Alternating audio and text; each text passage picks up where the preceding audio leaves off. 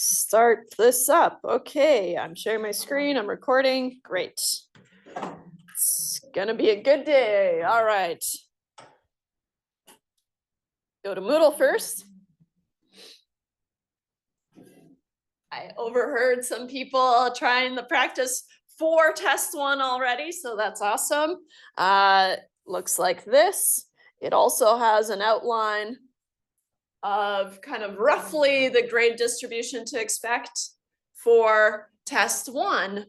Okay, and so I'd like to do a practice for the test, just so you've seen kind of the breadth of things that I could ask you. And then of course the test is kind of a more condensed version of that. And so question one is from chapter one. It's going to be multiple choice, right? This is a numerical variable. What's the response variable? That kind of thing, right? And then chapter two is also multiple choice, right? 5-number summary. Are there any outliers using the 1.5 IQR rule? Shape, center, spread, right? Depending on the shape, what's the appropriate measure of center and spread? That kind of fun stuff. Those are all multiple choice. Question 3 and question 4 are kind of in the probability chapter. Okay. Basic probability, like contingency tables, right? So you've seen a lot of contingency tables, properties of probabilities, right? Just kind of facts about probabilities, and then probability distributions. And then separately, I've got a conditional probabilities question using a tree diagram. So it'll specify, build a tree diagram, and then use the tree diagram to answer some questions, right? We've seen some, what were the infected rates and things like that. We saw questions like that, and so kind of similar to that. Notice that for the probability models, that's section 3.4 specifically, it's only 2 marks, right? And so, because that stuff is kind of weird and just kind of sprinkled in there. And so as long as you're able to read a table with all the summations that you'll need and be able to pull the expected value and the variance or the standard deviation, then that's really all I'm expecting of you. Okay, so just 2 marks. And then 5 marks for the normal distribution. You have to find probabilities working forwards, right? Or find cutoff values working backwards, kind of in my mind, using the Z table. And then today, we're introducing the binomial distribution to find probabilities, and that's the end of chapter 4. Well, sort of. Then you'll have a video cued assignment. It's kind of cute, for Friday next week instead of class. Yeah. Is there an answer to be posted for that? Yes. Oh, goodness. Where is it? Just below. Ding. So there. Okay. So here, let me zoom in here. Right. The practice for test 1 has an outline.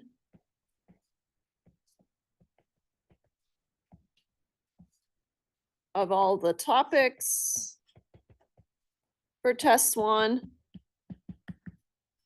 Yeah. And of course the solutions are there. And then I do say no class here, but complete the video assignment instead of class. It's on the Poisson.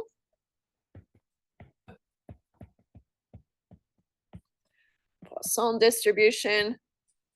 I'm not going to test it, right? It's just kind of, can you do it? All right. And so it's just another distribution that I never have time to cover. That's why a video assignment exists. I'm like, well, there, you did it. But I'm not going to test you on it, so don't worry. All right. Not tested. And then of course you have reading break. There will be a lot of assignments posted for the binomial distribution and the Poisson, just for more practice. And so, but I'll make those due dates at the end of reading break, right? Even though the binomial is on test 1, right? So you might want to do it before, but I don't want to kind of pressure you if you've got some other study technique. Okay. So binomial distribution. What's really exciting for me is this is kind of the last of the hodgepodge things that we have to cover until we can really settle down. So it's really nice to have this kind of reading break, and then we really settle down and we talk just about inference for essentially the rest of the course.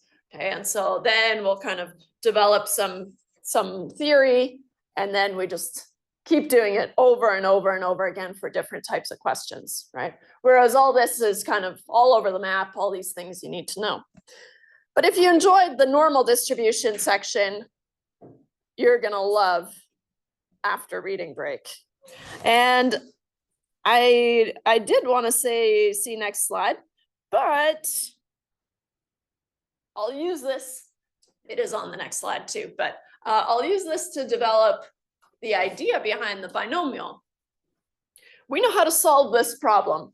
So remember the Milgram experiment from last day? We introduced this experiment where there was, I don't know, some experimenter, and then a teacher was supposed to shock their student every time they answered something incorrectly. It's not a real shock, but the teacher thinks it's a real shock, and so it was supposed to kind of mimic how easily we can be convinced to kind of follow authority.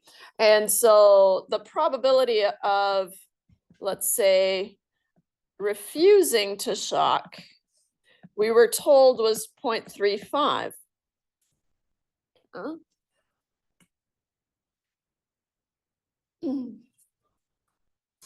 So from the Milgram from last day, right? Kind of tough if you don't remember or you haven't reviewed last day yet, but we have to assume that you did. You guys are here. Suppose we randomly select 4 individuals to participate in this experiment. What's the probability that exactly one of them will refuse to administer the shock? So what we can do, we can solve these using a tree if we wanted to. We have those skills. So we have the ability to solve this. It's just, you'll see, it's going to get kind of messy, right? And so we want to have kind of a cleaner way to do it. And so we'll call these A, B, C, D, Alan, Brittany, Caroline, and Damien. And each one of the 4 scenarios satisfies exactly one of them, but let's do the overall tree diagram. First, Alan is going to go, right? He either refuses or he shocks. Then Brittany's going to go.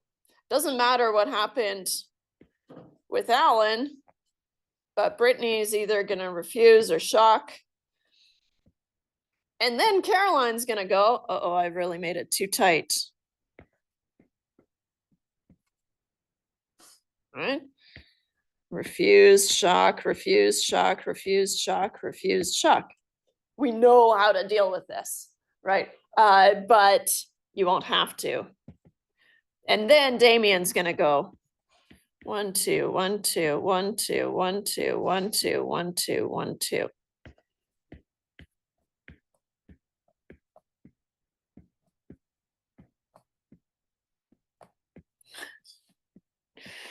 Oy.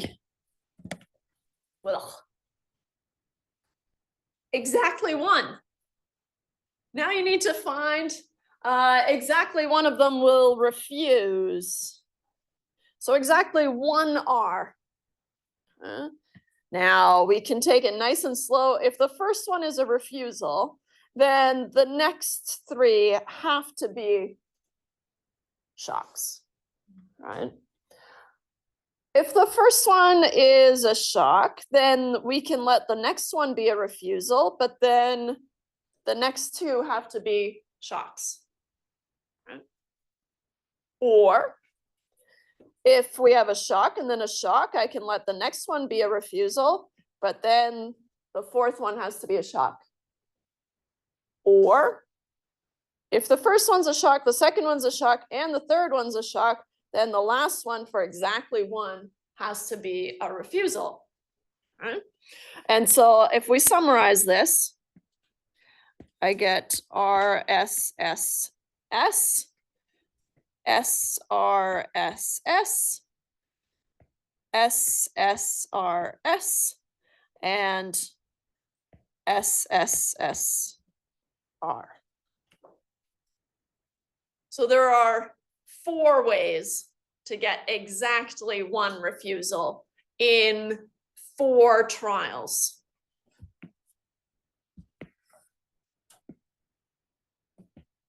There are 4 ways to get exactly one refusal in 4 trials. We're going to have a formula that we can use to calculate this so that you don't have to do the tree. Because what about exactly 2? Uh-oh. You have to do the same thing, map out all the ones with exactly 2, and what a mess, right? And so we will have a formula for this called the choose function.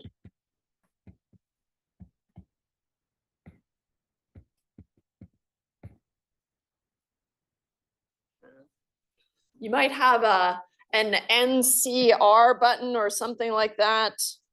NCR button on your calculator. So it's worth kind of checking your calculator. Mine is in the shift menu. So you might have to look above your buttons. But depending on your calculator, most basic scientific calculators have an NCR button.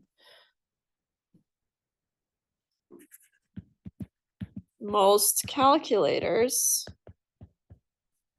have an NCR button.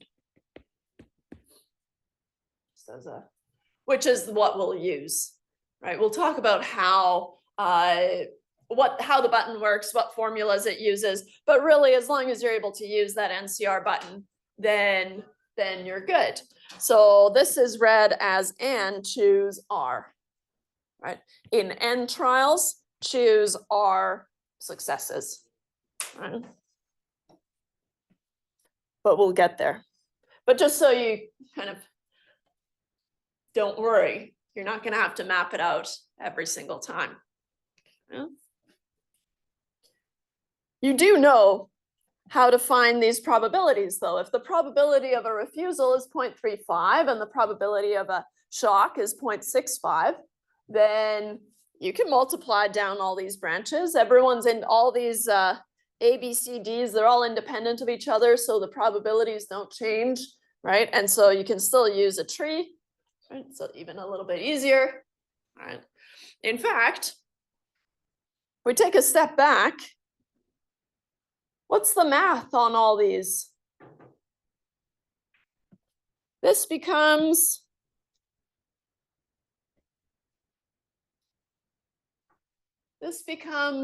the probability of one refusal, right? One refusal, and then a shock, and a shock, which is 0.35 times 0.65 times 0.65 times 0.65. This R is just being rearranged, right? So it's really just the probability of one success followed by the probability of 3 failures. Right? So here we have one success and 3 failures. And it's just being rearranged. So what we do is we can say, okay, well, if there are 4 ways to rearrange this thing, then I can take 4 times the probability of 1 success times the probability of 3 failures. Right? Okay. I basically did the next like 3 slides, I think there, but right, so just kind of mapping the same situation out, right? Just kind of moving through the different exactly 1 refusals. We find that the probability of exactly 1 refusal stays the same, right? Because the multiplication, the order doesn't matter, right? So that's nice. And so, and there are 4 different ways of getting there. And so if you add these probabilities, then the probability that exactly 1 of these 4 administers the shock is 0.3844. Nice.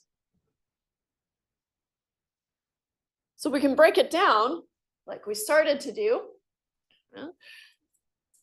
We wanted the probability of some given number of successes, which we're going to denote by K. Okay? And so K, let's jot that down up here. All right, K is the number of successes.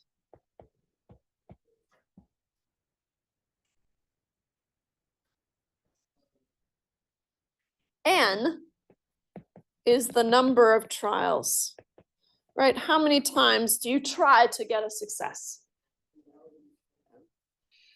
So for us, we were interested in forcing K to be 1, right? Exactly 1. And we had four times that we tried to get a success.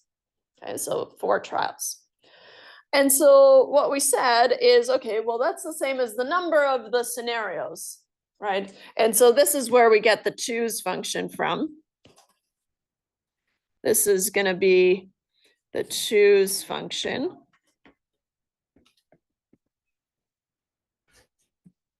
Times the probability of 1 of those scenarios, because they'll be the same. Yeah.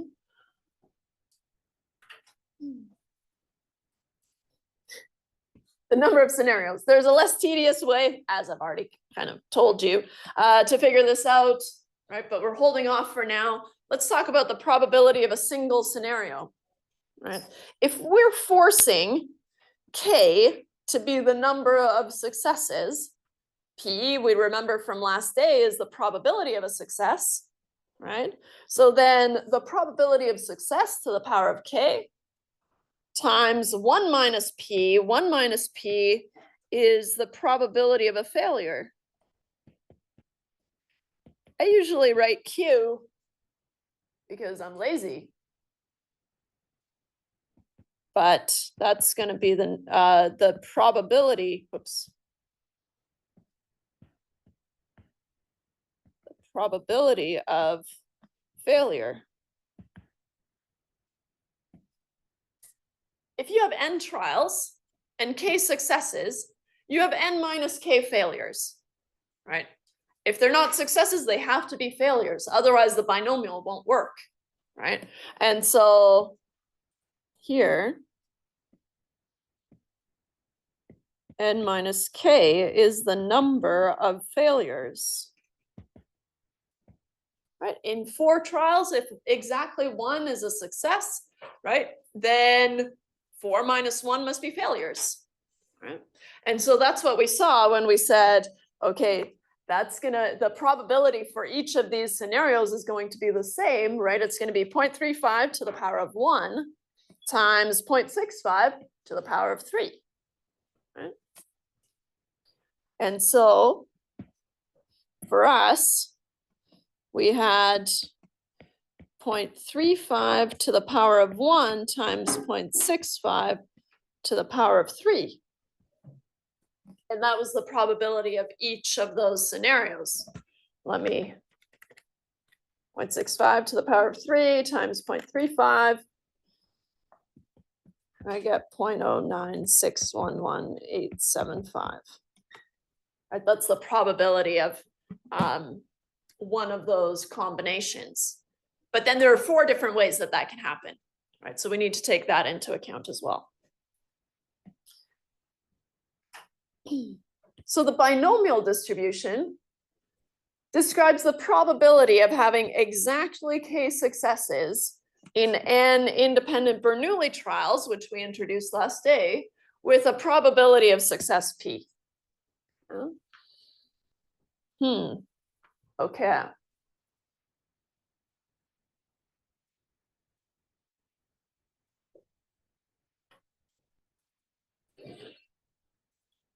We made the tree for 4 people. What if we extend it to 9 people? I don't want to draw that tree anymore. What a mess, right? You'd have 9 layers. And I don't want to do it anymore. Okay. And so especially if we kick it up a notch and we're trying to find all the number of branches that have exactly 2 successes, right? And so here, or a tree with 9 layers and find the number of branches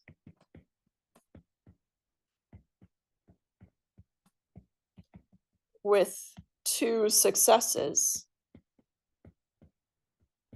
with exactly 2, right? But that's implied. I don't want to do it because what can happen? Then you need to start thinking about, okay, well, these refusals aren't necessarily happening next to each other. They can be split up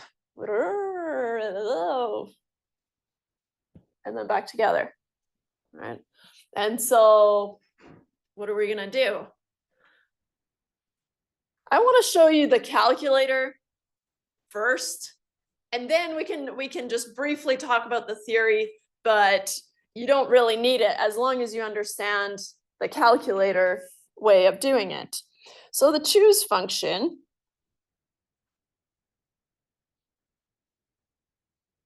looks like this. So here, how we write our choose function is like this. And you read it as n choose k. Everyone always loves to put it's not a fraction, right? And so I don't want to see any lines here, right? This you're going to read as n choose k. Right?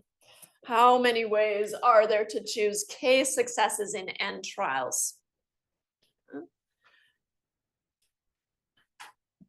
If you're familiar with factorials, that's cool, right? N factorial, or let's start nice and small.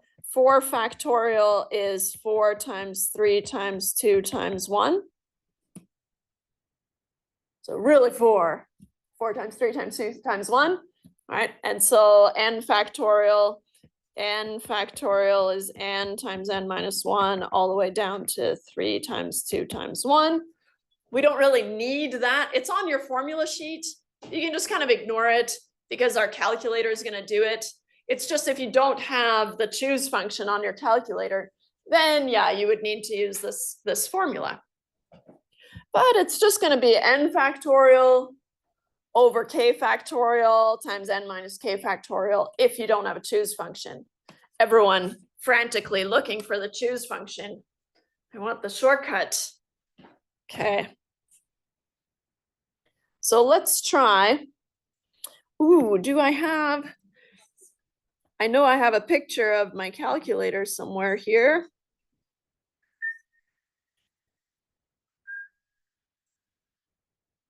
Where?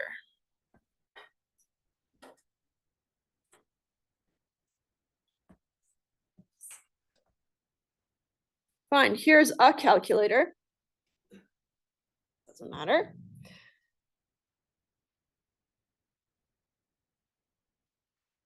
This is just the newer version of the one that I have. I think they sell them in the bookstore.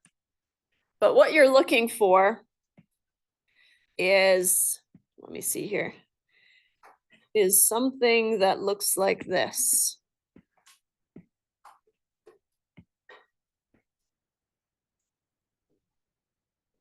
Yeah. Mine's accessible through a button labeled PRB. Not just that button. Yeah, what does your calculator look like? Oh, yeah, that one. Yeah, so if I press PRB, it should. Nice. As long as you know how to find it, that's great. And as long as you have it, it's gonna make your life a little bit easier, right? So, right?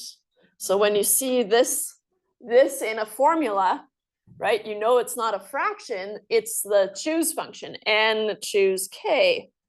So we can start off with a choose function that we know, right?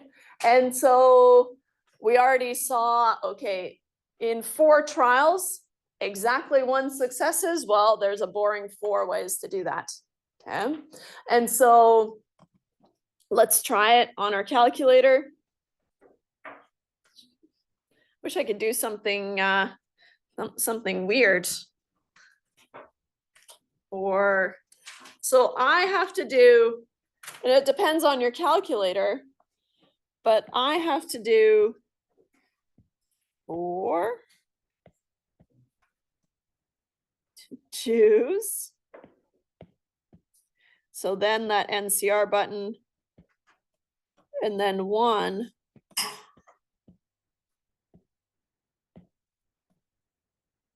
And I think I probably had to do equals.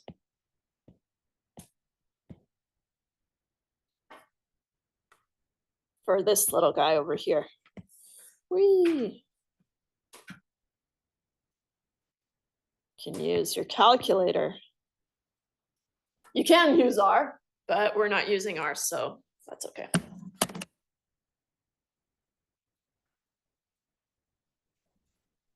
So make sure that you get 4 when you do 4 choose 1. And then let's try this scenario where we want to know how many ways in 9 trials, right? So now I'm at 9 layers of my tree diagram. How many ways can I have exactly 2 successes, right? That's going to be 9 choose 2. Yeah. And so let's try 9 choose 2 on your calculator. Phew, I get 36. All right. And so I have to go 9 and then the NCR button and then 2 equals probably. It's so built in, yeah, equals. So you don't really need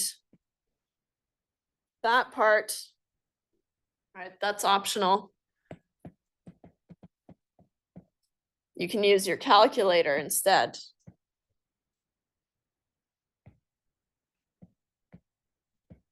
Use your calculator. And like I said, most calculators, most any scientific calculator is going to have the choose function on it. Okay. In fact, some calculators have the binomial function all built in, which you are allowed to use. I'm not going to teach it to you, so you have to teach yourself. But if you do use it on the test, then you have to say, I used my calculator functions and how you did it on your calculator, right? What buttons you pressed. Okay. And so you are allowed to. Who am I to stand in the way of technology? But then you have to tell me how you did it, right? That's a skill too. So in terms of the choose function, which of the following is false? So D is the false one. So let's talk about A, B, and C are true. So, because that's kind of more important. So there are n ways of getting 1 success in n trials. Yeah. And so we could break down this formula, which I kind of said I wouldn't. N factorial over 1 factorial over n minus 1 factorial. you can rewrite this as n times n minus 1 factorial. This is the only proof I'll do. 1 factorial is just 1, so it goes away, or 1. And then times n minus 1 factorial, which you can cancel, and that's why you get n. You don't need to know why. Well, that's why. You don't need to remember that. By the same logic, there is only one way of getting n successes in n trials, right? If you think about your tree, the only way to get all successes is to follow the outside, or one of the outside branches, right? And so that's how you only get one. And there's only one way of getting n failures in n trials, right? That's the other side of the tree, right? So that's true. So these are all true, true, true. And then this one, there are n minus 1 ways of getting n minus 1 successes in n trials, which would look like this: n times n minus, or choose n minus 1. I don't know why I said times. N factorial over n minus 1 factorial times n minus 1 factorial. I should have cut this slide. I don't actually care about this. That's why I'm going so fast. N factorial, let's do times n minus 1 factorial. N minus 1 factorial can cancel. N minus n plus 1.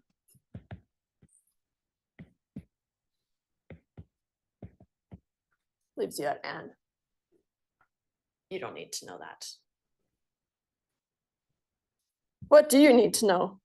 Here. And also, I'll bring up the formula sheet now, because kind of a big moment for us. Made it through one panel. Now we're in the next panel. Look at how much information you get for the binomial distribution. There's a lot, but like I said, a lot of this you don't really truly need if you have a choose function.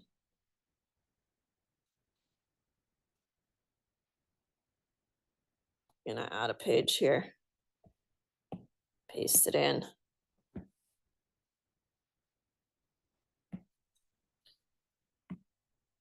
So this stuff is not really needed. It's included for completeness, right? Even this kind of not needed. It's true, but we rarely use that notation, which means that your heavy hitters are down here.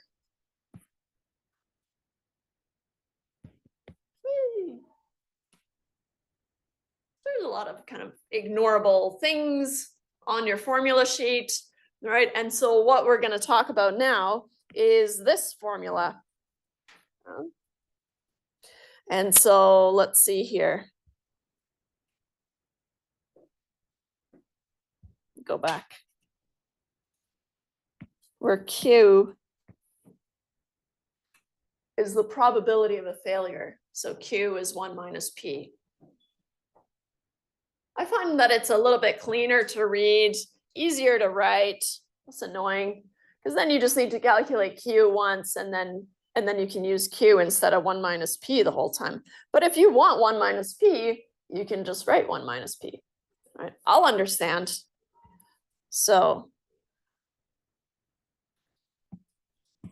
just so it's not taking up a ton of space here with that page, let me move this up. If P represents the probability of success, then 1 minus P or Q represents the probability of failure. N represents the number of independent trials, and K represents the number of successes. So we have all these components, right? And so what we want to find is we want the probability of k successes in n trials.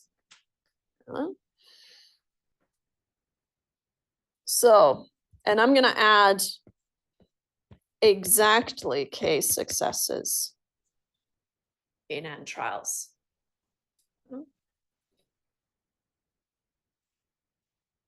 We know how to find the probability, right, for each individual scenario, but we also need to know the number of scenarios, right? And so here, this gives us the number of scenarios. And then this gives us the probability for each scenario.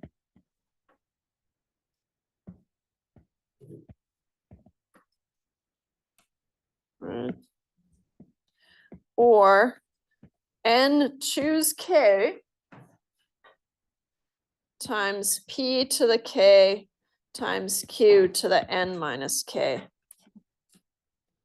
And I'm going to write with the notation on your formula sheet. The probability that capital X is equal to k, how you're going to read this is the probability that of exactly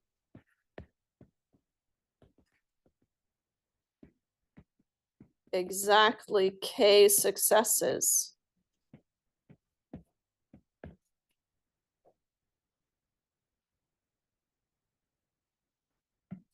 Or usually we just write the probability of k just for shorthand.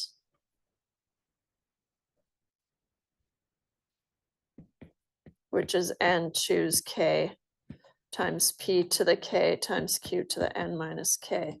Right, the probability of success to the power of the number of successes times q, which is the probability of failure to the power of the number of failures.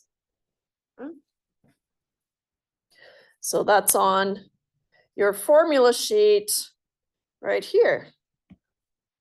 Right, the probability that x equals k, you can just write the probability of k if you want, is n choose k times p to the k times q to the n minus k. And we'll get to the next part. I'm gonna delete this so it's not dragging us down. It's kind of how they introduce the conditions that need to be met for the binomial distribution, but which of the following is not a condition? Well, the trials must be independent. That was one of the conditions, right? The probability of success has to be the same for each trial, right? And so really what this is saying is P must be the same for each trial. That's true. The number of trials n must be fixed, right? You can only try so many times for the number of successes, and then you're done, right? And then we'll be able to find the probability of those successes. And so that's true, just a fact. Each trial outcome must be classified as a success or a failure, right? So only two possible outcomes. Only two possible outcomes.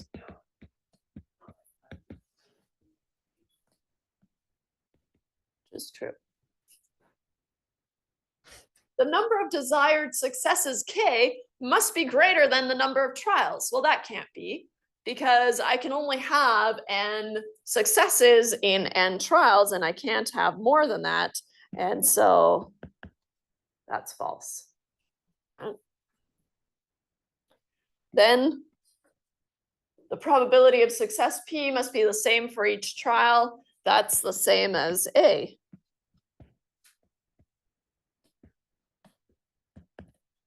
Which is, of course, true.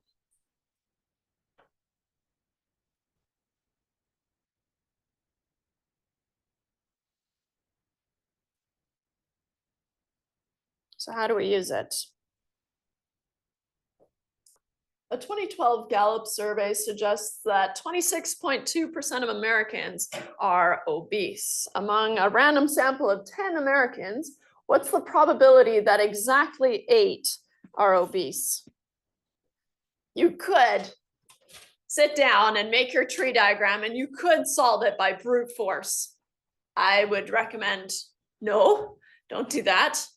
All right, so you've got your first randomly sampled American is either obese or not, right? So 2 possible outcomes. And then the next randomly sampled, when they're randomly sampled, we're allowed to assume they're independent of each other. So here,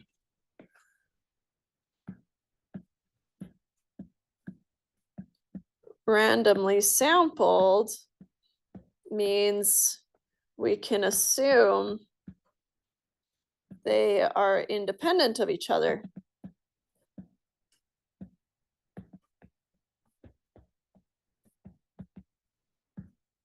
Huh? So we've got a fixed number of trials. What's our number of trials? Our N is going to be 10. Right? I randomly select 10 Americans and I'm going to classify them, or they are either classified as obese or not. And so what we're looking for, how many successes? We're looking for exactly 8, right? And a success, we kind of have to shed the idea that it's going to be something positive. In this case, in stats, it's a success is whatever you're interested in, right? And so here, obese would be a success, which means the probability of success P is 0.262. So now, if just kind of gut reaction, right?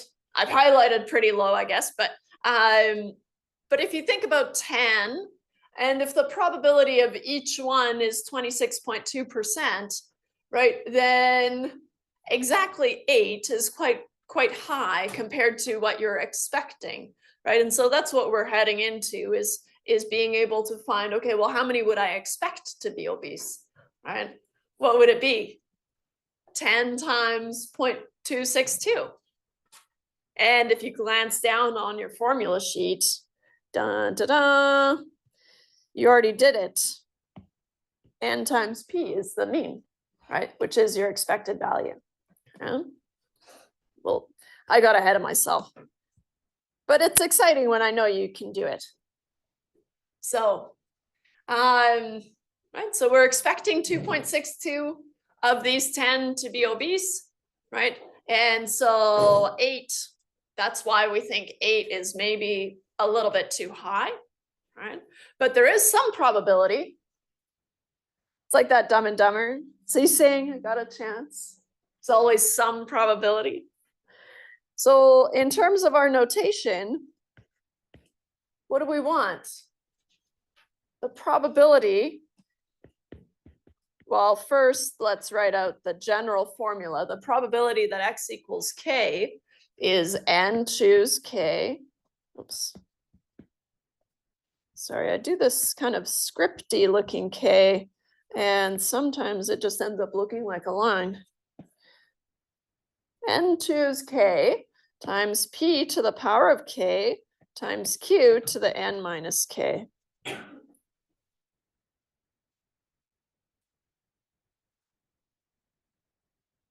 In our scenario, we want k to be 8. So wherever you see a k, you're going to, hey, cute, Kate. You're going to replace it with an 8. And wherever you see an n, you're going to replace it with 10. And wherever you see a p, you're going to replace it with 0.262. And q is 1 minus p, which is 1 minus 0.262. Which is 0.738, right? Which you could have answered. If I had asked, hey, what's the probability of a randomly selected American not being obese? Well, then if you know it's 26.2 for being obese, then not obese is 0.738. So we want the probability that x equals 8 is 10 choose 8. That's a number, right? That's the number of ways that I can, in 10 layers, have exactly 8 successes, right? And so that can happen some number of ways that we're going to find, times 0.262 to the power of 8 times 0.738 to the power of, I'll write it out. Oops, try to.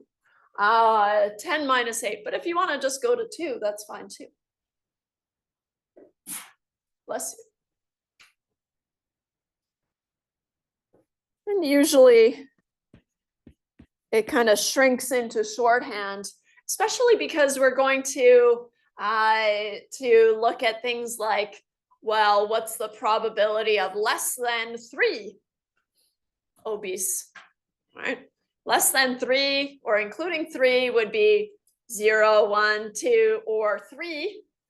So then you'd have to do this 4 times and add them all up, right? And so then using this kind of quicker shorthand is nice. So you're allowed to do that. 10 choose 8 on your calculator. 10 choose 8. Give it a go. You should get 45. 45 ways. And I don't want to draw that tree. No thanks. So luckily we have the choose function. But make sure that you get that 45 on your calculator. And then we have, I'll write it out, 0.262 to the power of 8 times 0.738 to the power of 2. Usually I show my work at every step, except for the binomial, because from here, I just jump to the final answer. It's just a little bit quicker to just do the calculation than to pause. And so 0.262 to the power of 8 times bracket 0.738 to the power of 2, and then times 45. I get scientific notation, and you might too. I get 1, 2, 3, 5, 4, 4, 1, 7, 1, 2, 1, 8, 5, 1, 2, 3, 4. If your calculator is showing 5.4417, it probably has either a very subtle space and then 4, right? Or -4, I guess. Or it might show the number and then E -4. All those are scientific notation. And so you'll need to bump your decimal over, because remember, probabilities have to be between 0 and 1, right? So if you tell me that the probability is 5.44, I have to take marks off for that, right? Because that's not true. Probabilities have to be between 0 and 1. And this is still a probability. It's the probability of exactly 8. So be careful.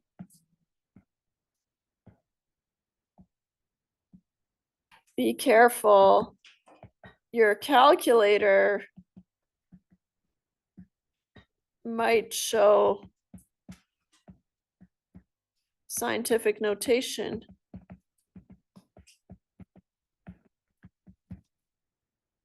You can either figure out how to remove that and stop that from happening, or remember how to do scientific notation. Yeah. Is it alright if my calculator doesn't show scientific notation, but it cuts it off at the second one? Yeah, so the idea, so I'm able to get more because it showed it in scientific notation. And so, yeah, I'm just kind of expecting up to, yeah, the 7 or so. Does it show the 7?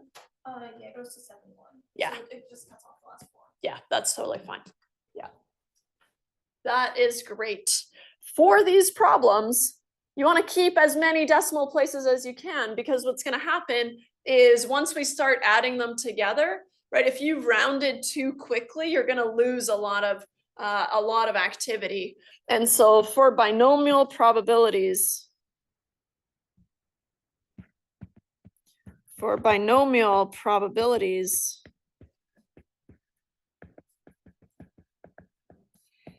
keep all decimal places. This is a good time to remind you that most calculators have a store function, right? And so if you see any sort of STO button on your calculator, you'll be able to, or function on there, you'll be able to put a number that you've calculated in a slot and then retrieve it later. Okay. And so try the STO button on your calculator. Sneak that on.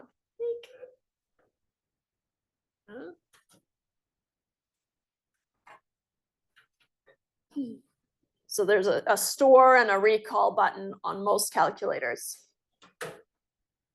And like I said, might be worth checking out.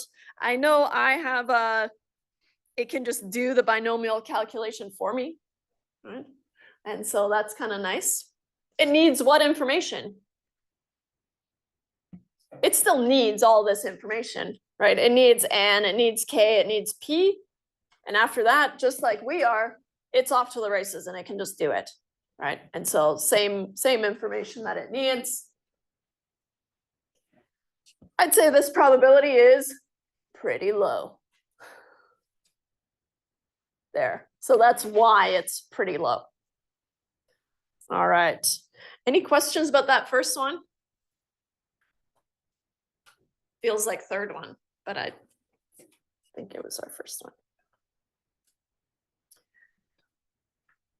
Well, there it is on the next slide, I guess. We already did it. Okay, the birthday problem is interesting, and you can kind of, you can Google it on your own. It's a really common kind of probability problem, but I'm not entirely sure what it's doing in here, because after the birthday problem, we go back to the Gallup survey. And so I don't know.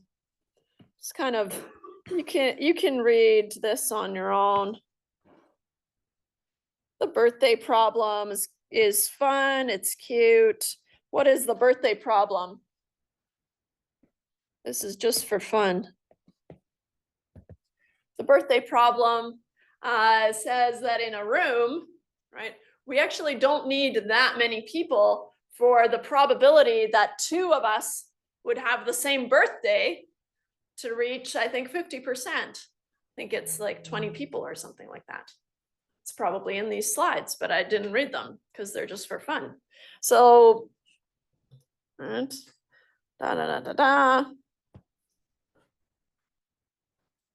anyways, you can Google the birthday problem. Kind of a cutie, but it looks like they only focus on 2 people matching out of 121. That's still quite large. We should do the birthday problem. Do all our birthdays. No. Back to the expected value. So we already introduced the expected value briefly. And same probability among a random sample of now 100, right? So that's changed. But for n equals 10, we said we expected around 2.62 to be obese, right? And that gave us the guide, right? For why 8 was kind of high. Now our n is 100 and our p is still 0.262. doing the same thing, the expected number of successes, which we've denoted E of X, but it's also the mean, right? So the expected value or the mean is exactly what you want it to be, n times p. Right? Take the number of trials times the probability of success, and that's how many you would expect on average, right? And so in this case, 100 times 0.262 is 26.2. That's if you were to take a sample of 100 people an infinite number of times, right? So this is theoretical, but it does give us a center. This is our expected number of successes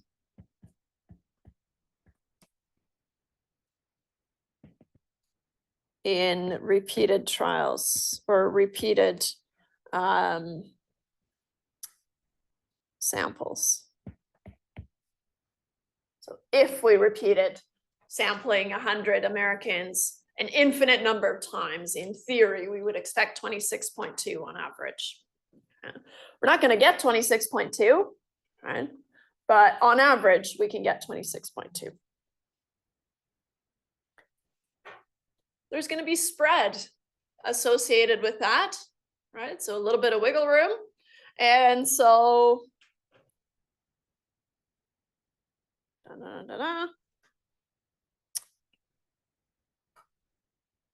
do I introduce it or bring it in here? Well, we already did this. Okay. This doesn't mean that in every random sample of 100 people, exactly 26.2 will be obese. In fact, that's not even possible, right? In some samples, this value will be less, and in others more. And so now we're going to bring in, this introduces the idea that there's variability around the mean. Q, the standard deviation.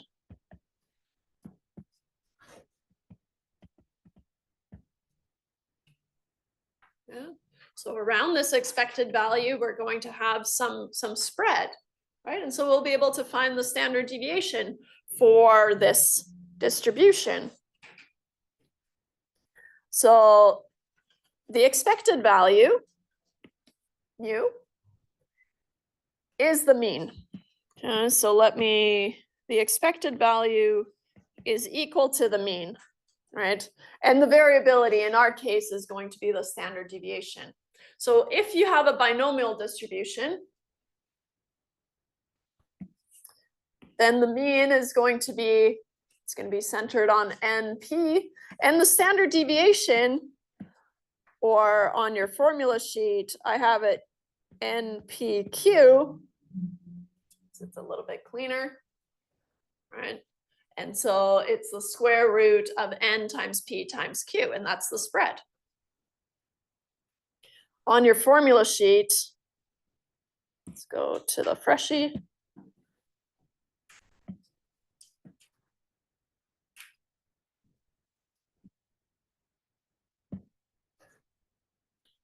It looked like a lot, right, on your formula sheet, but now we've kind of plowed through it already. So again, Q is the probability of failure. The mean is the mu times P. The variance is sigma squared. It is just NPQ, but usually we just want the standard deviation, just like we were working with before, right? Which is going to be the square root of the variance, right? So the square root of NPQ. So these are our go-tos. Hey, a mean and a standard deviation.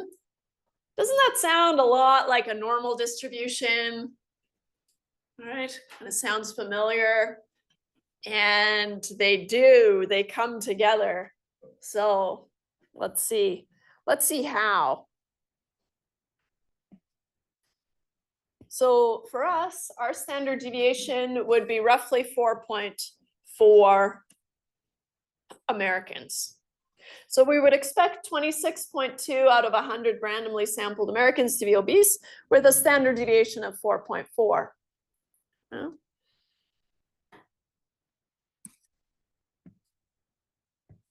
We'll highlight this. The mean and the standard deviation are usually not whole numbers, right? And so I do appreciate when someone's like, but that can't be, and so I'm going to round it. And there will be times when we do that, but for the expected value and the standard deviation, just keep all your decimal places, right? Or as many as you can. Okay. And so that's why you don't want to round any of your mean and your standard deviations. So if we have a mean and we have a standard deviation, then we can talk about unusual observations. So going back to this idea that if observations are more than 2 standard deviations away from the mean, then they're considered unusual, right? Which is kind of a rough guideline that we've established. And so what we can do is, okay, I can find the mean and the standard deviation, mu plus minus 2 times sigma, right? Go down a little, up a little by 2 sigma from the mean. And we'll get an interval, right? And so what this looks like on a number line, oh, it glitched out here, there. If I'm expecting 26.2, and then I move down 1 standard deviation, then that puts me at 26.2 minus 4.4. That's 21.8, and then move down another 4.4. That puts me at 17.4. So this is sigma and this is sigma. Right? Each time I move a distance of sigma.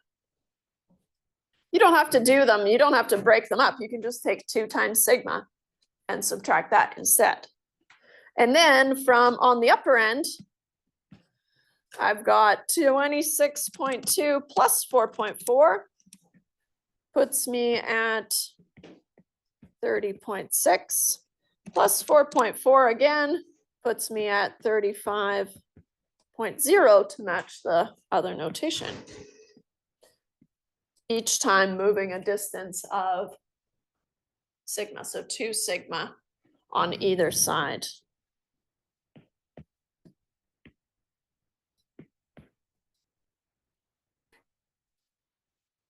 So now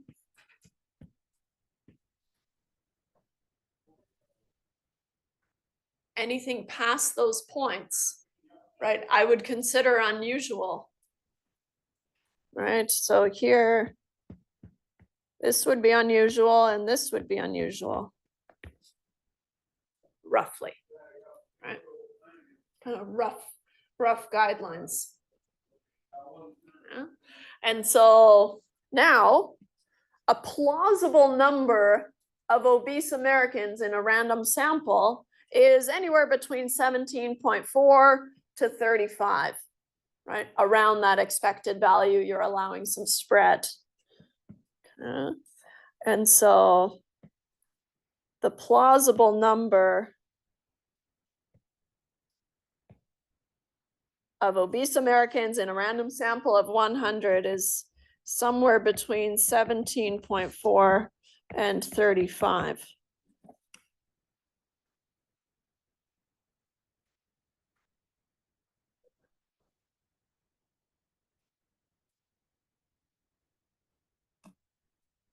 Okay. Any questions so far?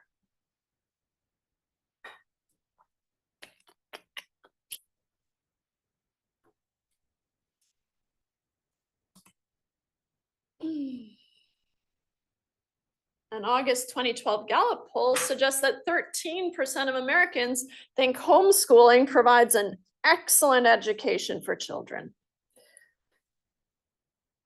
Probability of success then, probably 0.13. Let's read on. would a random sample of 1,000 Americans where only 100 share this opinion be considered unusual? Right? And so now, so where they share this opinion, which means that a success is a randomly sampled person who thinks that homeschooling provides an excellent education, which means that our P, our probability of success, is 0.13. They either do think it provides excellent education or not, right? Even though if we have a look at this survey breakdown, they did have other options, right? But what they've done is called this a success, and this is a failure. And this is some total, so you can ignore that. Right? So we do that often, right? If there's one outcome that I'm interested in, I call that a success. All the other outcomes can be lumped as a failure. Right? Okay. Let's look at why would we consider it unusual? So we have 1,000 Americans. Let me make a page. So we're given that N is 1,000. A success.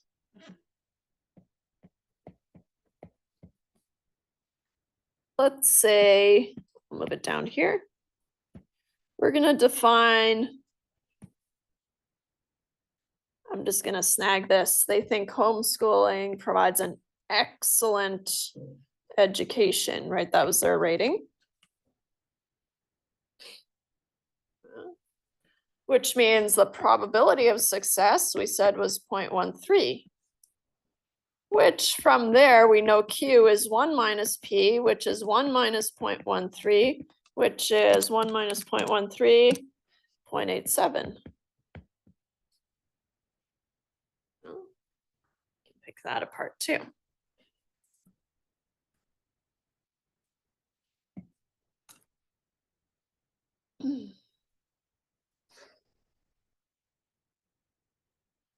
If 100 out of 1,000 share this opinion, really to figure out if it's unusual or not, we want to find, okay, well, how many would I expect? Right? That's a good place to start. And then what spread? And so we would expect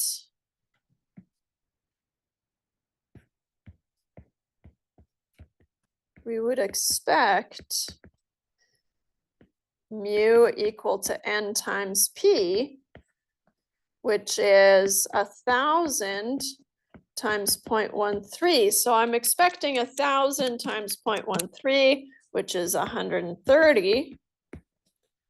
Okay. Depending on the spread, right? 100 might be a little on the low side, or it might be kind of in the realm, right? And so that's why we need the spread. We would expect 130 with standard deviation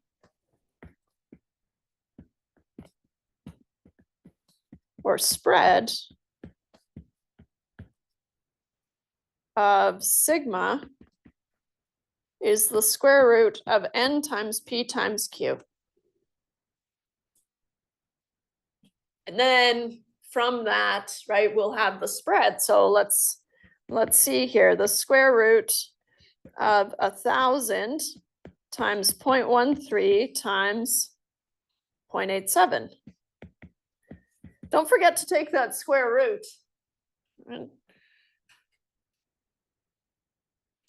I have 1,000 times 0.13 times 0.87, and then take the square root of that, and I get a standard deviation of 10.6 6, 3, 4, 8, 4, 8, 3, 8, blah, blah, blah.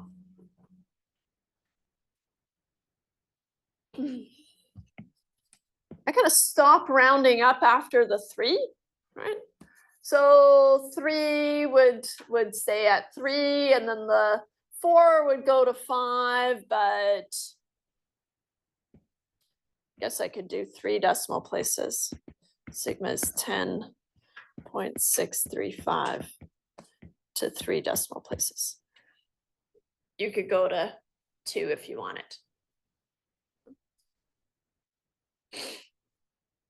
So now, unusual observations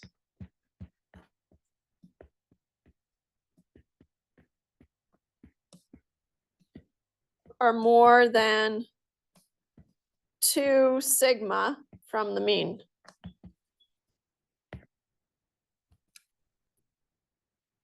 So let's find 2 times sigma. I'll use the rounded value.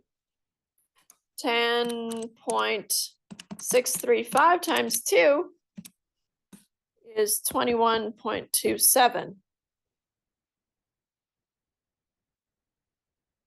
Which means that I can go down 21.27 and I can go up 21.27 before I start kind of feeling like these are unusual values from the mean. So from the mean, I can go plus minus 2 sigma. So I get 130 plus minus 21.27. You can draw the number line if you want, right? Visualize it going down a little and up a little. The down a little part is going to be from the subtraction, right? So even though the plus is first, you want to do the subtraction first so that you list your interval in the right order. But so from here, we have 130, I'll write it out, minus 21.27 up to 130 plus 21.27, right? 2 standard deviations already baked in. So now, where is it? 130 minus 21.27 puts me at 108.73, and let's see, 151.27. Which means if I was looking at only 100, right? Would a random sample of 1,000 Americans where only 100 share this opinion be considered unusual? Yes, it's unusual because I'm expecting anywhere between 108-ish to 151-ish, right? And so if we draw this on a number line, and I've got 130 in the center, 108.73 up to 151.27. And then I've got a 100 would be down here, right? In the unusual zone.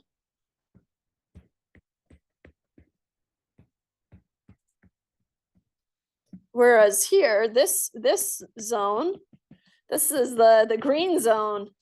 These are all plausible values, right? Reasonable values that we would expect with kind of random sampling and all that kind of fun stuff. So yes,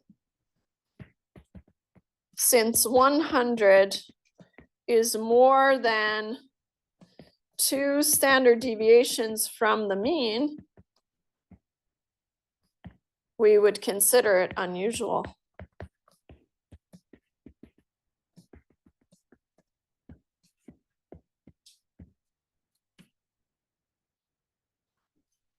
Nice.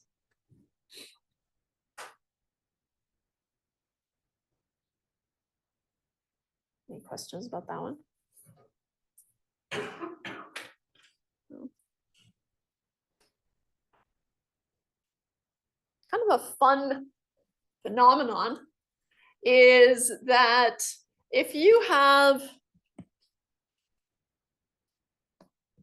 binomial distributions with n trials. And so the number of trials is down below here, right?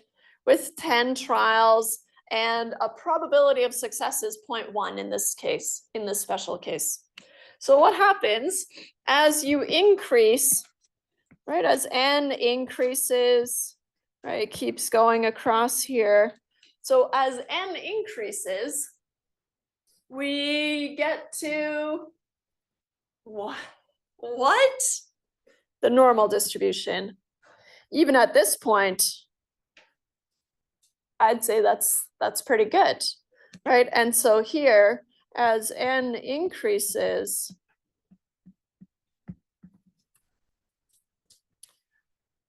the distribution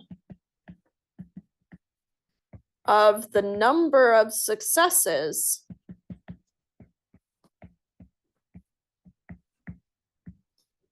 approaches the normal distribution. Approaches the normal distribution.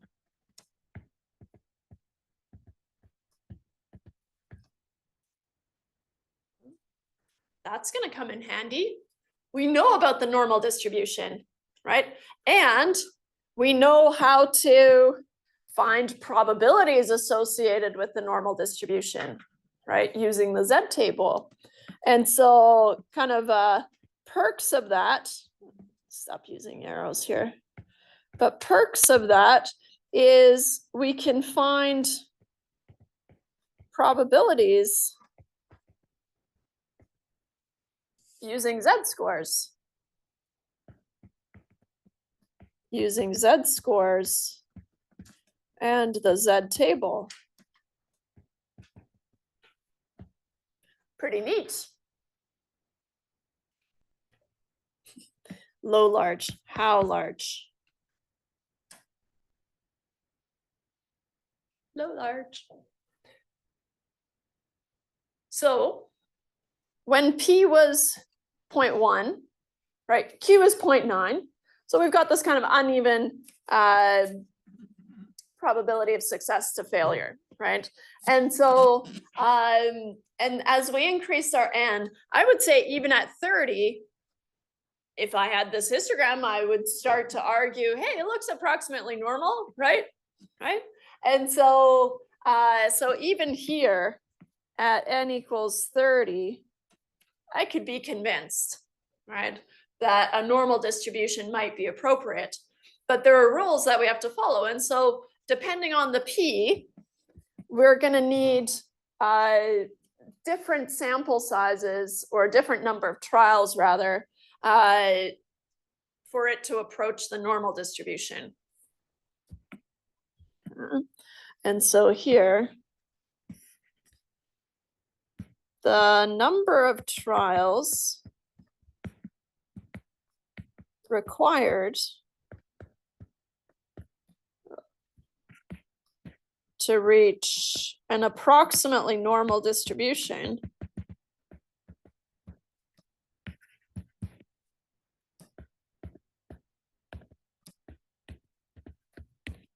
depends on P.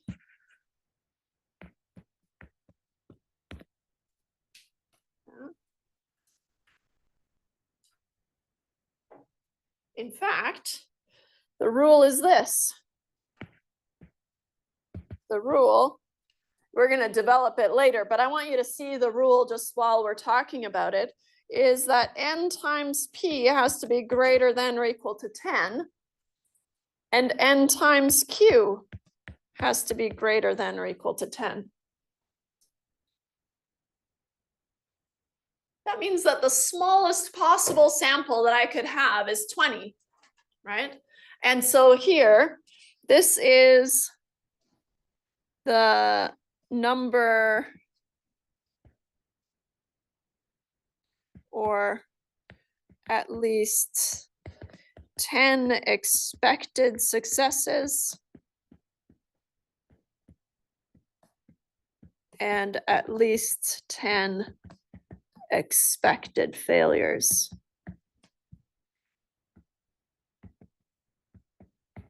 which stems from the expected number of successes. Everything else are the failures, right? But we have to get at least 10 in each category.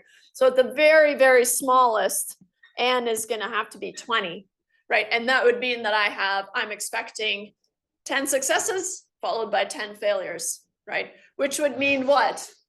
That would be if P was 0.5, right? A 50-50 split. As you kind of shake up your P's, right?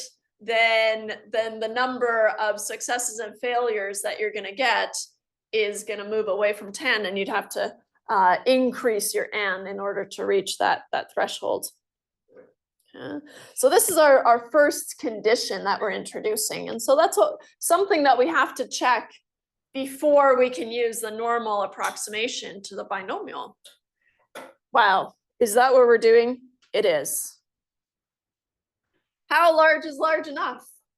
Sample size is considered large enough if the expected number of successes and failures are both at least 10, right? That's what we saw. I already told you that. N times P has to be greater than or equal to 10, and N times Q has to be greater than or equal to 10. If I have 10 trials, 10 times 0.13 is 1.3. That's not quite enough, right? And so here we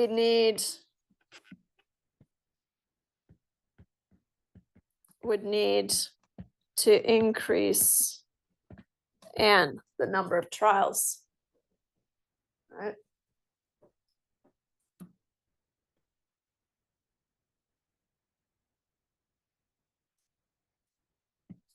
I highlighted that, but I regret that, so I'll remove it. So below are 4 pairs of binomial distribution parameters, and what that's referring to, just as kind of an aside, on your formula sheet, you have x follows, and do I use a b or a bin? B. A binomial distribution, n trials, and a probability of success p, right? So here, this is x follows a binomial distribution with n trials and probability of success p.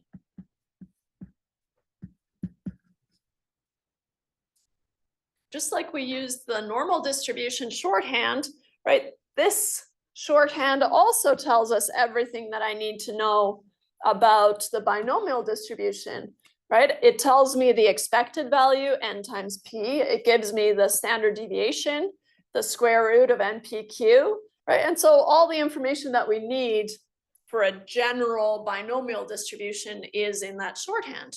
So that's nice. And that's why they're talking about the binomial distribution parameters here, n and p. So we want to make sure, we want to check if n times p is greater than 10, greater than or equal to 10, and n times q is greater than or equal to 10.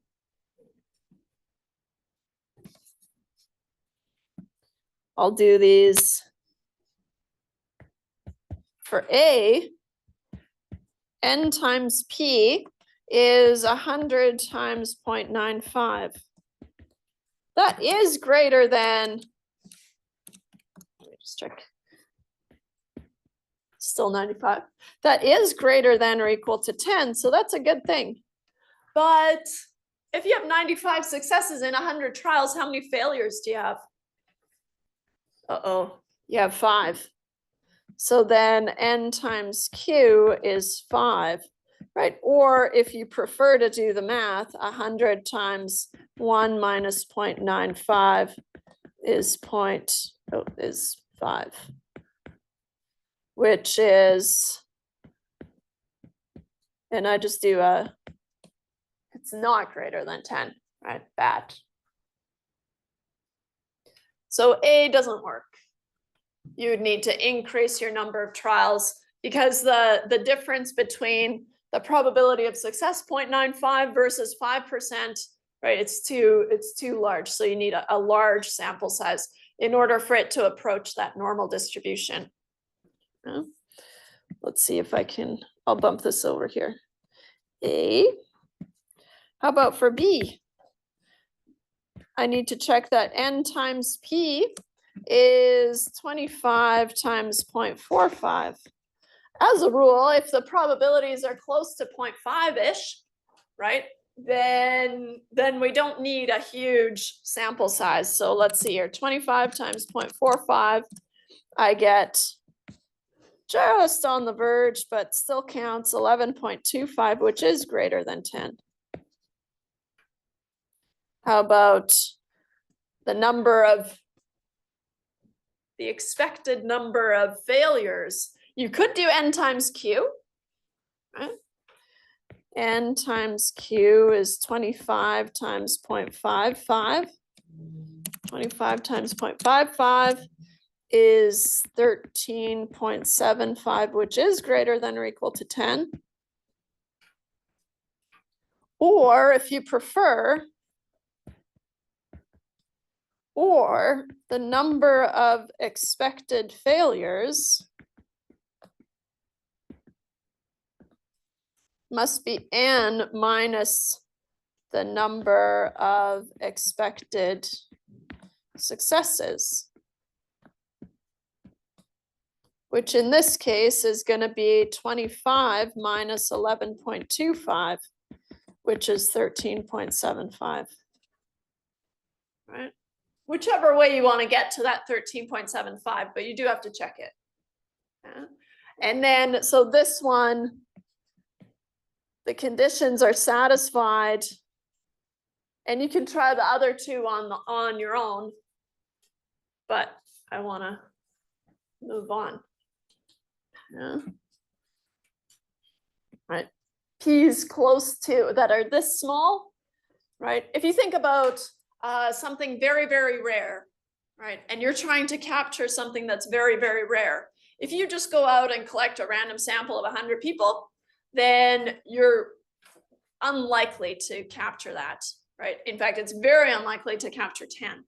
So that's why we need to logically increase our sample size, right? And so here, just the note that I want to make here is trying to capture something rare requires a large sample size, or a large number of trials, I should say.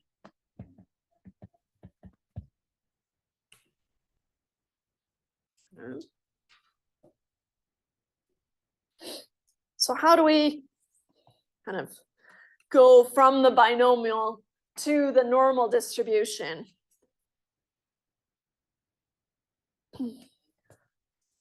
Analysis of Facebook users, or my marketplace machine, more like.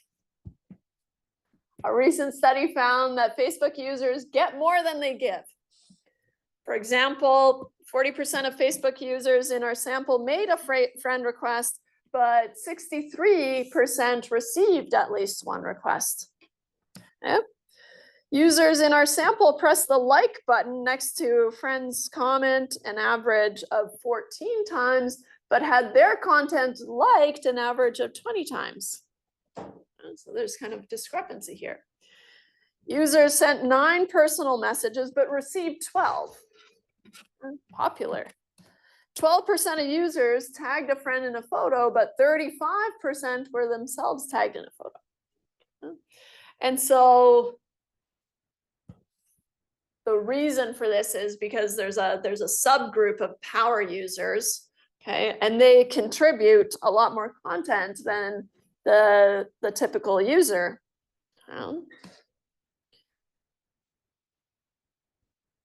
So the study found that approximately 25% of Facebook users are considered power users.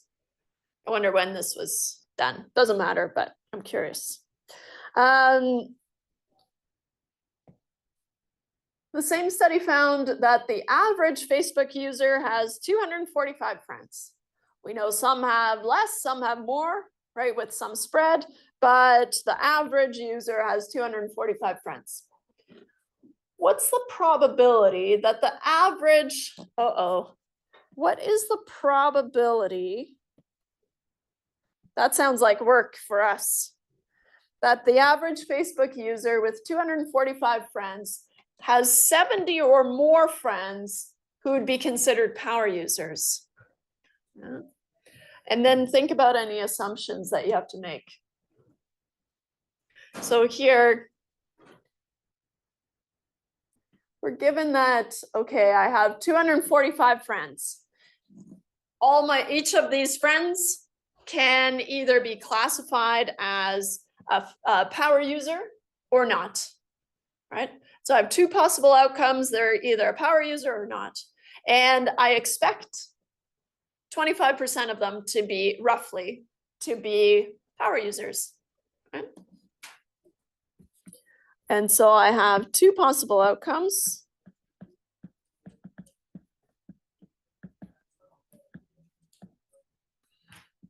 Is a power user or not. The probability or a success we're going to consider is a power user. You have a friend who's a power user in your list of friends. The probability of success is 0.25. The number of trials that we have is 245. I'm going to go through my list, and I don't know how I find out if they're power users or not. Just really annoying feeds, probably.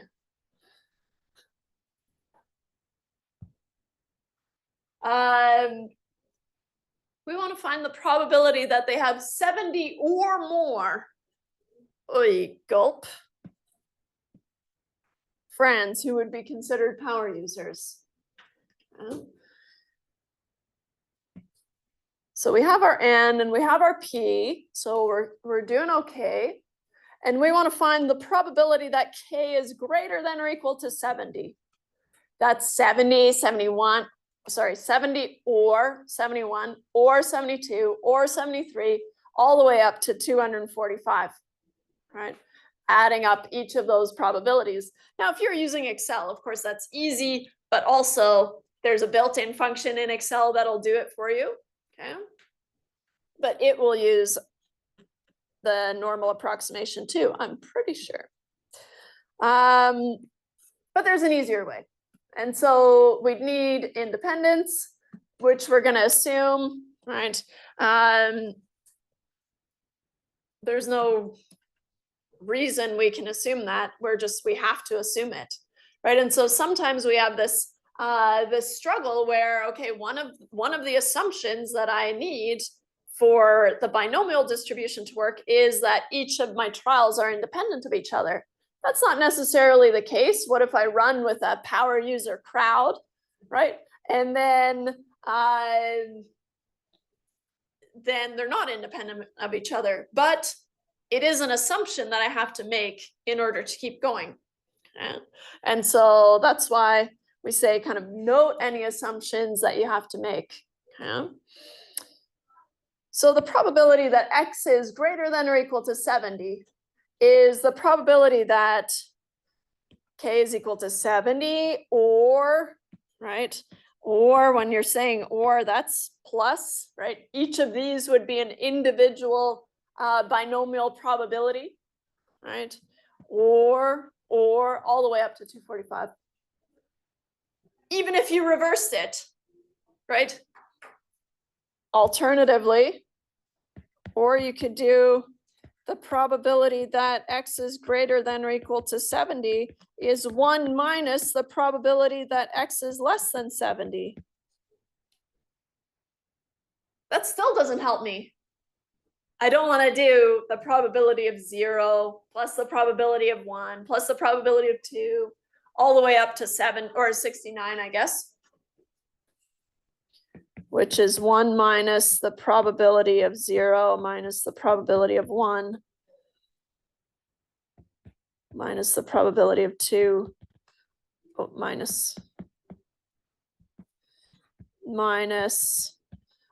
the probability of 69. Either way, I don't want to be doing that, right? And so when you catch yourself thinking, I don't want to do that, all right, then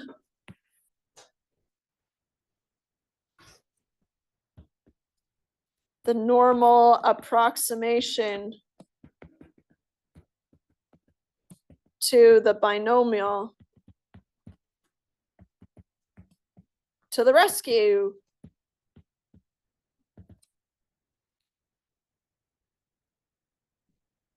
Okay.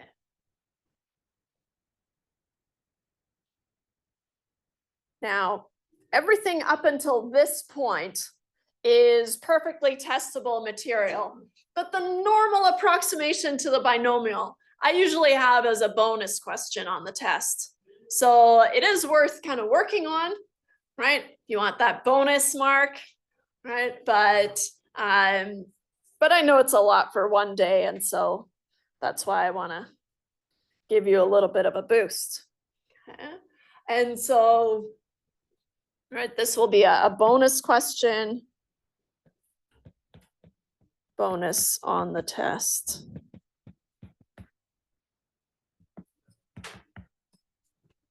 So worth learning. It'll be a regular question on the final exam, but on this test, right, it's going to be a bonus question. Now, I'm not out to get you. It's true. It'll be a bonus question. Okay. How the normal approximation to the binomial works is when the sample size is large enough, meaning n times p is greater than or equal to 10 and n times q is greater than or equal to 10. So when the sample size is large enough, n times p is greater than or equal to 10 and n times q is greater than or equal to 10. Just saying that is worth half a mark of the bonus, which I usually make worth 2 marks. Okay. So just telling me the conditions, you have to check them, right? Do your n times p calculation and your n times q calculation. But usually I'm pretty impressed, so that's worth something. You have to check it though, right? Otherwise you can't proceed. Okay. The binomial distribution, so when the sample size is large enough, and this is how you check it, the binomial distribution with parameters n and p can be approximated by the normal model with parameters mu, which is n times p from your formula sheet, and sigma, which is the square root of np1 minus p, or sigma is the square root of npq.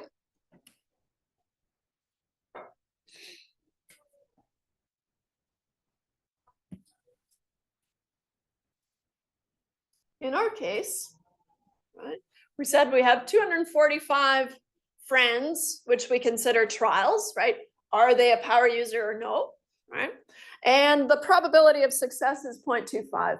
So I'm expecting around 61.25 of my friends to be power users, okay?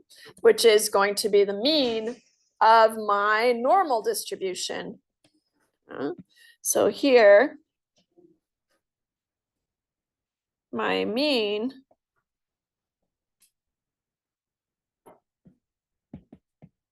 was it 15? Nope. 61.25.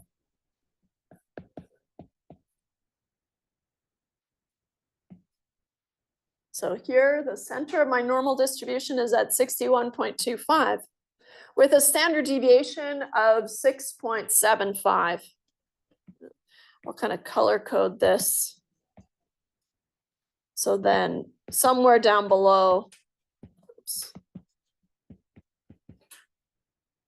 I write out my sigma.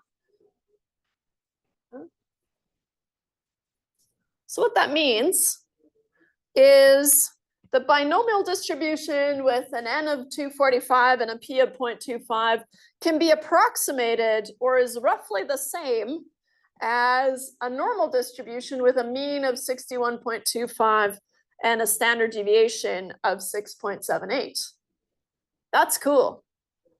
That's really cool, actually. So now, right, from this, so the perk, we said, from this normal distribution, we can calculate Z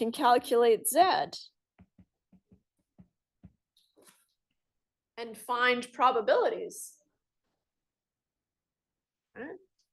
And so now we need to figure out, okay, what probability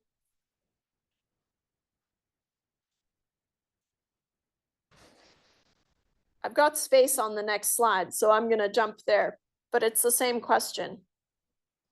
What's the probability that the average Facebook user with 245 friends has 70 or more friends who would be considered power users? And so what we've established so far is that I have, right, I checked. Let's do this properly. We want all those bonus marks. First, we're going to check n times p, and p is 0.25, is 245, whoops, 245 times 0.25, which is 61 point. No, I think I did it wrong again. Let's see, 245 times 0.25. Okay, good. Which is greater than or equal to 10.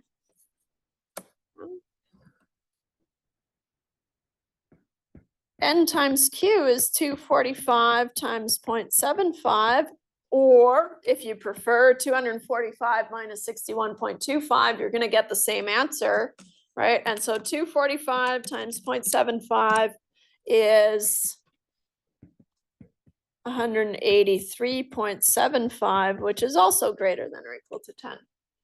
So now we're allowed to proceed, right?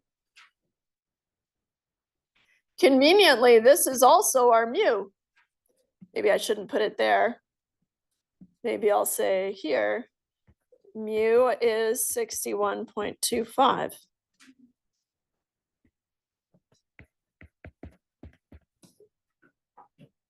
So it's centered on 61.25. And from before, we were told that, or we did, sigma is 6.78. Maybe I'll move it down below where I usually have it. This is the distribution of my friends. And so now what we want to find is on this number line represents the number of power users in my friend list, right? And so now, if I want to find the probability of having 70 or more, that's going to look like this, right? I want to find this area, right? And so really, I want to find the area in the tail above 70. Been a couple of days since we did this, right? But that means that the observation that I'm interested in is 70. And so now Z is X minus mu over sigma. So Z is 70 minus 61.25 over 6.78. What's that finding? How many standard deviations above the mean is 70? Right? How far away is it? Get a 70 minus 61.25 divided by 6.78. I get a Z of 1.290560472. We round to 2 decimal places to match the table. So Z is roughly 1.29 to 2 decimal places.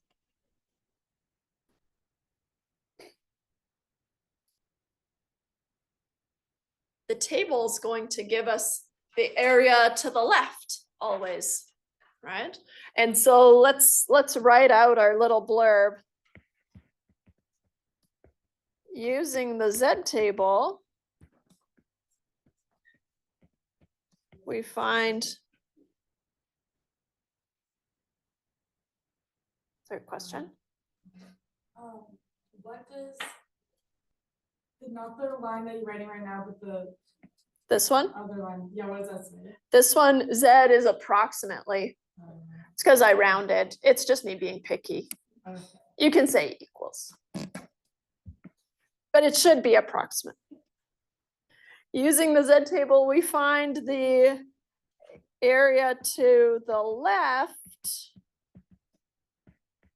of Z equal to 1.29 is, now I have to go there. Notice how I'm just writing out exactly what it is that I'm gonna do. I'm using the Z table, Z of 1.29. I find the area to the left is 0.9015.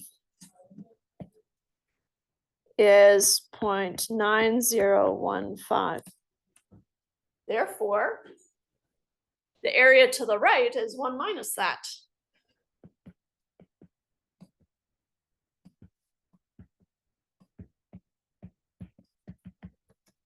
Is 1 minus 0.9015.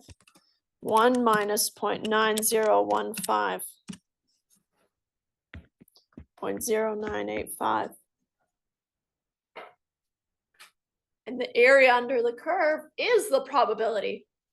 So the probability of having 70 or more power users in my friend list is roughly 9.85% or 0.0985. Therefore, the probability of more than 70 power user friends is 0.0985, right? Assuming in my list of 245, if I have 245 friends. Nice. Kind of a beautiful way to tie into the normal distribution again, right? And so this is a bonus question. Any questions about that? There is a note about it breaking down on small intervals. We're not going to do that. And then the negative binomial, you can read on your own. Do you guys want a bonus assignment on it? Got one on the geometric in this one, if you want it. How the bonus assignments would work is I'll just set it to drop the same number as you have bonus assignments. So if you do it, if you missed a previous assignment, you can replace that grade with a bonus. Why not? Otherwise, it'll just drop it. That's fine. You don't have to do it. And then it's the Poisson after that, which you've got a video for reading break to enjoy. If you have any questions, let me know. Otherwise, I'll see you on Wednesday for the test.